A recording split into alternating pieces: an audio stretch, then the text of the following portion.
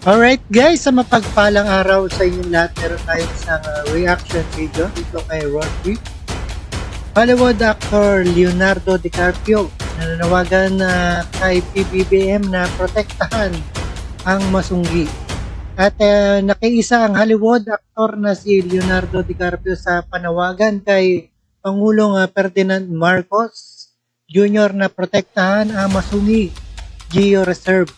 Sa Instagram post, hinikayat ng aktor si Pangulong Marcos na mamagitan umano'y banta paghimasok sa mga sungi ilang commercial businesses gaya ng mining at logging. At maganda talaga ang masunggi at ito ay nagprotekta sa mga bagyo lalo na dito sa ating Metro Manila. And no other further ado, please do watch guys. May bantang panghihimasok. Alright, panoorin po natin. Hollywood actor na si Leonardo DiCaprio sa mga nananawagan ngayon kay Pangulong Ferdinand Marcos Jr.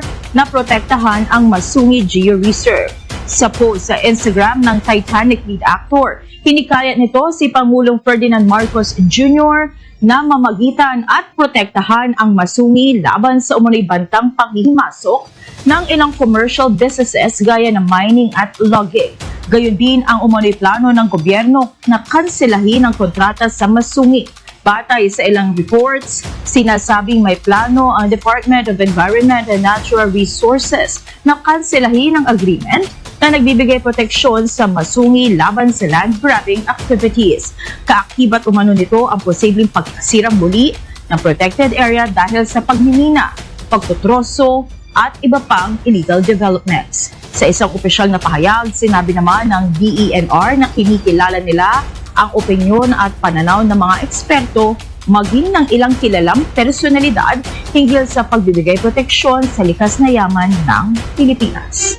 Alright guys, napanood at napakinggan po natin ang concern ng Hollywood actor na si Leonardo DiCaprio na nanawagan kay PBM na protektahan ang Masungi Geo Reserve dito sa Rizal. At maraming salamat sa support and keep safe and healthy sa inyong lahat and peace.